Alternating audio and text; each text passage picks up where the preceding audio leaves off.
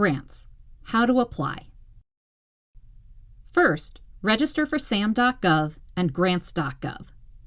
Register as early as possible. Registration often takes longer than expected, and we strongly encourage you to get registered as soon as you can.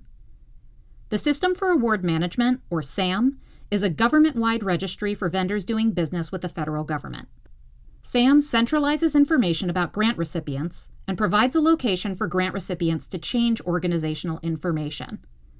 You must register to apply for a grant, and you must update your registration every year. To get started, visit www.sam.gov. Go to the Help tab and follow the instructions to create a user account and register or update your entity's SAM account. A new registration takes 7 to 10 business days to activate. Updates and renewals take approximately 24 hours to activate. Please remember that through the life of the award, you must maintain an active profile on sam.gov. When you register, you'll get a unique entity identifier, which you'll need during closeout and for federal reporting purposes, so be sure to make a note of it. Once registered in sam.gov, you will also need to register in grants.gov to actually submit the application. Find open grant competition opportunities. The Labor Department announces grant competitions through Funding Opportunity Announcements, or FOAs. You can find FOAs in several places, including grants.gov and dol.gov/grants.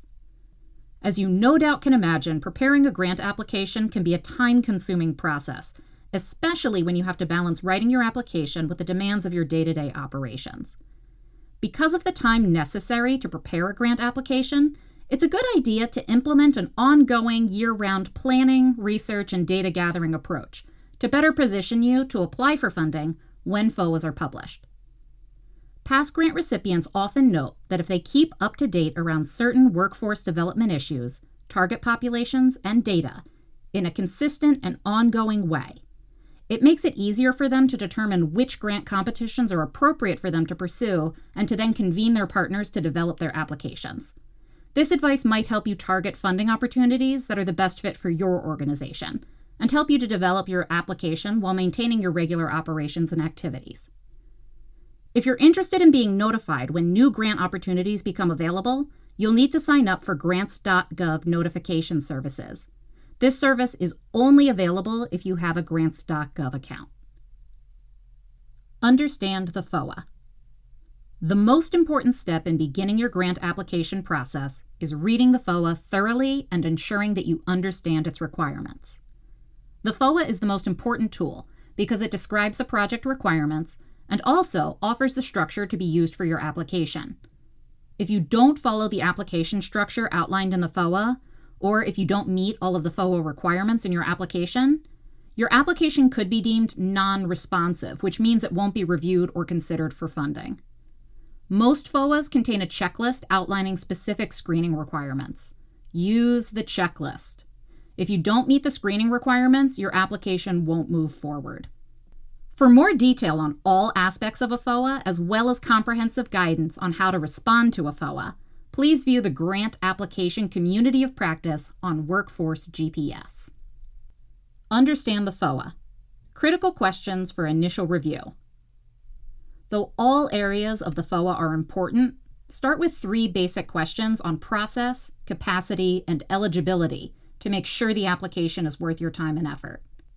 First, make sure you understand the application submission process, and in particular, the closing date and the time of the FOA. Be sure that you have sufficient time to develop a quality application before the closing date. Developing a grant application can be a labor-intensive and time-consuming process, particularly for smaller organizations that may not have dedicated grant-writing staff.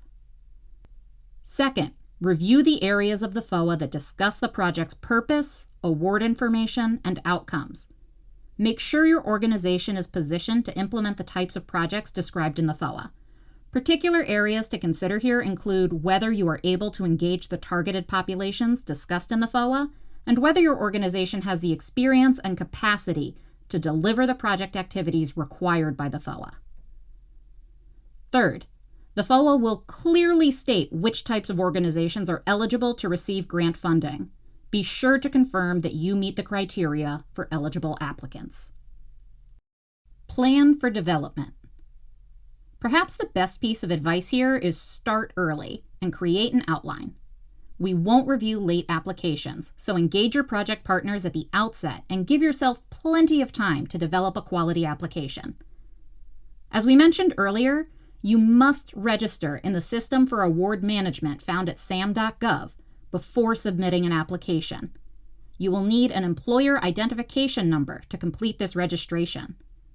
Starting in April 2022, all applicants are also required to have a unique entity identifier number. Please note that we used to accept Data Universal Number Systems numbers, but we no longer do. Just the employer identification number and unique entity identifier number. Your application should be structured according to the evaluation criteria framework in the FOA. This enables reviewers to focus on the content of your application rather than having to spend time looking for required information. We suggest making a project plan to guide you through the application development process.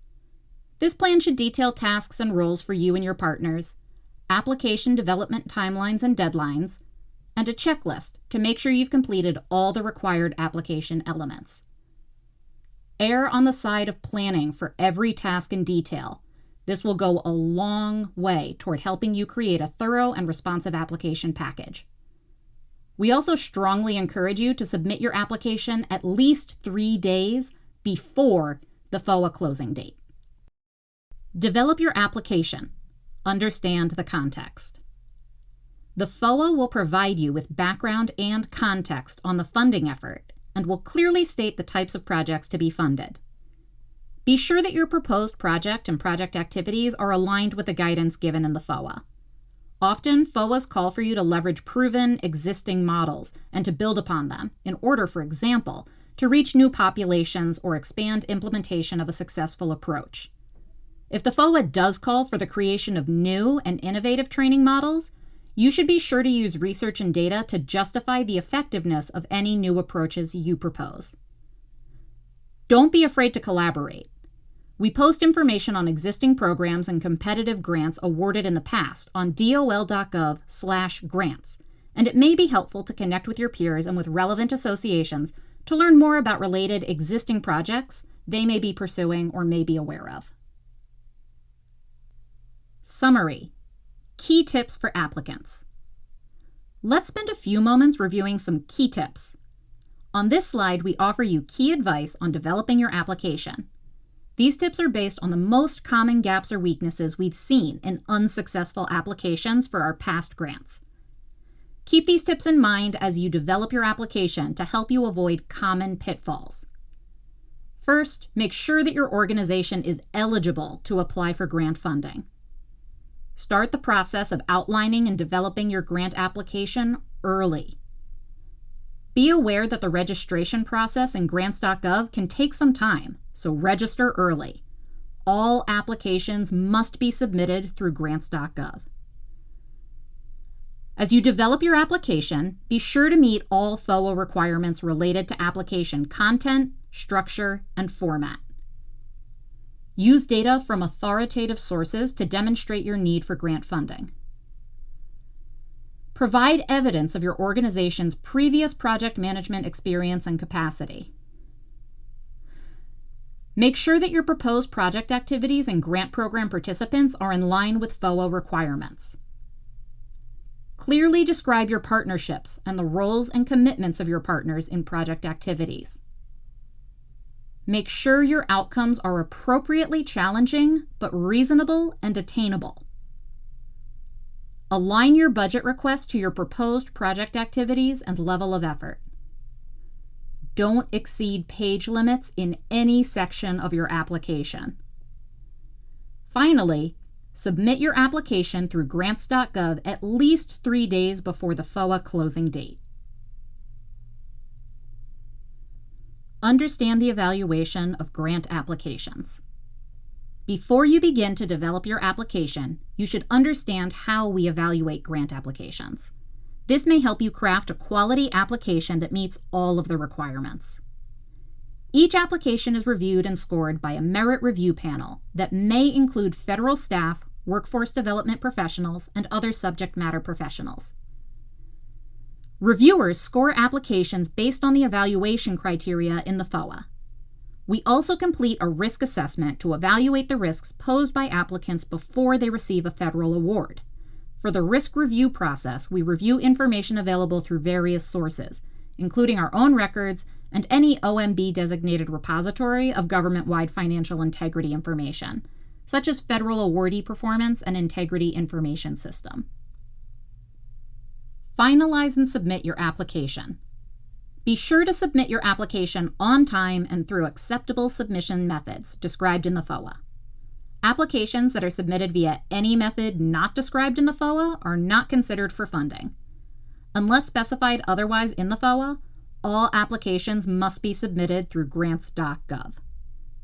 Submit it early to avoid any last-minute technical issues. When submitting an application through grants.gov on the FOA closing date, you take a risk that it might not reach us in time. Submission errors can often be fixed if you don't wait until the last minute. Double-check your application before you submit it. Note that grants.gov does not check an application for required forms, narratives, etc., so an application can be successfully submitted or validated through grants.gov, but may still lack one or more responsive items that will result in the application being determined to be non-responsive. If you don't succeed this time, try again. If your application is not selected for funding, it's always a good idea to find out why, as this may help you develop a more competitive application in the future. We'll send you a letter notifying you that you were not selected for funding, which will include instructions on requesting the merit review panel's feedback on your application's weaknesses. Consider this feedback as well as your own reflections on the strengths and weaknesses of your application development process, and put those lessons to use in your future federal award application efforts. Don't be discouraged. Persistence in applying under later FOAs may pay off.